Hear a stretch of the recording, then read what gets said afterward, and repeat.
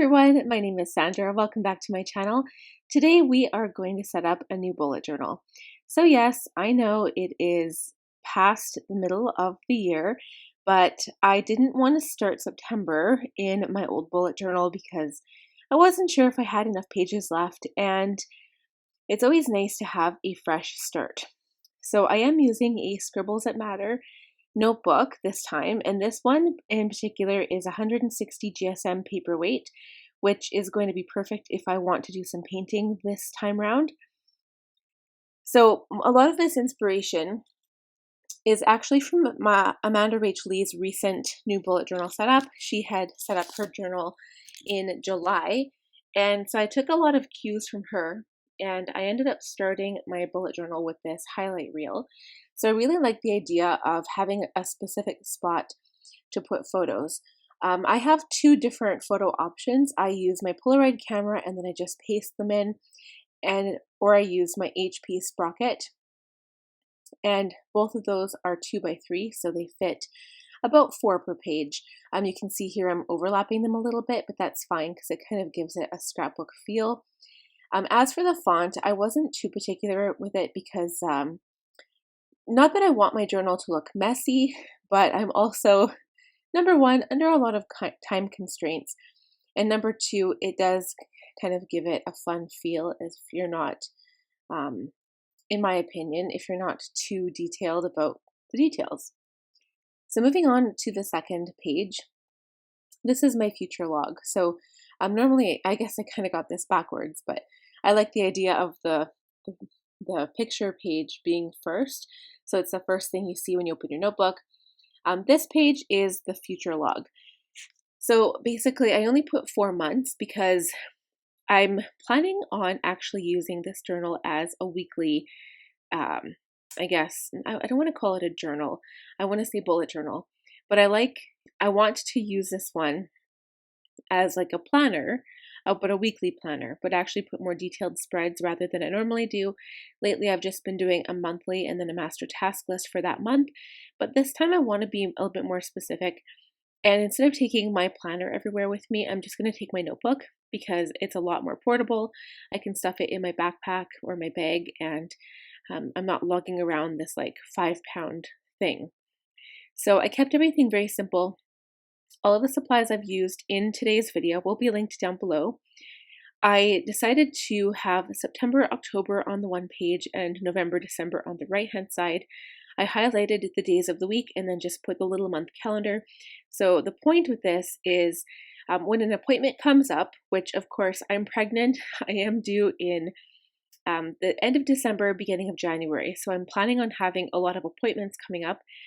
I'm going to put the appointments or events and then just highlight the date on the little calendar just so I can see, oh yeah, this week I've got all of this stuff going on. So it's kind of like a little mini calendar at a glance as well, if you will, and just a spot where I can go and put everything that's happening up to the end of the year.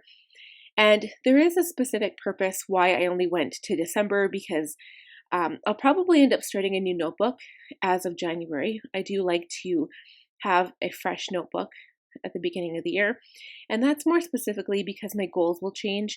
I'll have all new goals set up. Goals are a huge thing for me. I have multiple videos just specifically on goals, so that's why. So here I'm using Amanda Rachel Lee's washi tape actually. So this is the grid one, and then the other one is the I think it's the doodle washi tape, and I really like the neutral colors of this. So usually I do try to keep my beginning bullet journal setups pretty neutral, but I feel like using white and gray and like light taupe just really makes it that much more neutral, which I'm really liking right now. So this next spread is a check it out spread, and normally I feel like this doesn't give me enough room to put all of the information that I like to write down, but I've been lacking a spot to write down show ideas.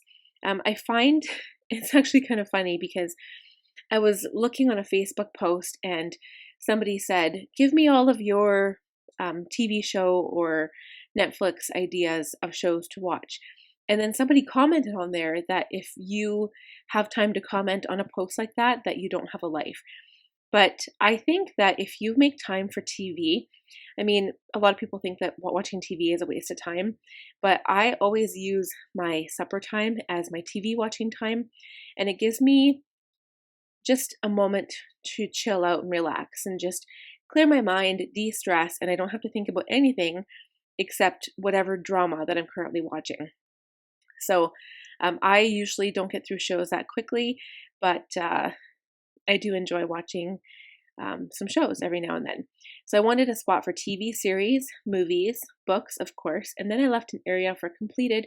So when I finish books or movies or shows, I'll just write them down on that bottom right-hand quadrant. So I added washi tape to that page as well.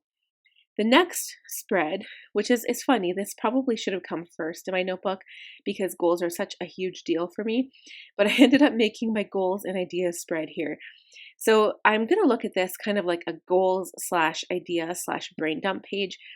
And I had 4 different quadrants. Again, I took these, I guess, ideas from Amanda Rachel Lee because these were what she had. She had work, manifestations, personal, and wellness. And wellness right now is particularly essential for me because I am pregnant. I do need to focus on my water, but I'm just going to write down all of my different ideas here. And then if I complete that by December, I can cross it off. Mind you, I do have goals set up in my Cultivate What Matters. I have that set up in my planner. There's lots of different areas where I track my goals, but I feel like the more reiteration, the more likely I am going to complete those goals, if you will. So I wrote it again. So again, completely backwards, these next 2 spreads being the last 2 of this setup. The one on the left-hand page is a grid spacing cheat sheet. So I completely messed up on this, but it's still going to work because it still gives me an approximation of where the lines need to be. And I only wrote this in here because I will be doing weekly spreads. They probably won't be crazy artistic. They'll be pretty minimal because I am rushing for time, I feel like, all the time. But I still wanted to have some kind of access so I'm not counting out the grid lines every single time I go to draw a new weekly spread. So this will still be beneficial for me. And then there's a quote page on the right-hand side. So the only thing about this is it's a little tedious because you have to write down all of the numbers horizontally and vertically, but then you just determine where your quarters and your thirds or half a page is, and then it becomes really simple when you go to set up your spreads. So some spreads might be half a page, especially if you do Dutch door spreads, for example, or they might be long columns down the page, so you might want to set it up in thirds or quarters. And then the same thing if you do horizontal spreads. So I like to have a combination of all of those because I really do like to change it up. And I did mine a little bit differently than I normally do, but I think this is still going to work for me in some capacity. So I just wrote dot grid spacing, and then again, here we come to the quote. And I actually used a whole bunch of different lettering for this page, so it's a little bit all over the place. And I also used different size pens, which kind of gives lettering a change as well, especially if you don't really know how to letter. So I used different printable fonts, which is super easy for somebody who doesn't know how to hand letter. And the quote says, "Start planning for the future, but live in the moment." And this pen, so this is my Pentel Fude Touch pen, and I was noticing it was starting to dry out.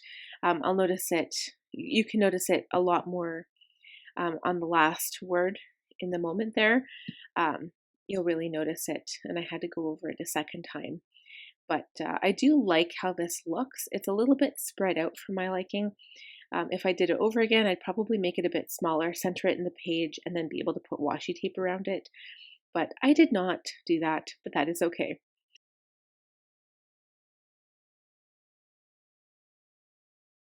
So thank you so much for checking out this bullet journal setup. I hope you enjoyed the video. If you did, please give it a thumbs up. If you are new, please consider subscribing. I would love to have you join my channel. And last but not least, click on the bell button to be notified of upcoming videos I post. And we will talk to you guys in the next one. Bye, friends.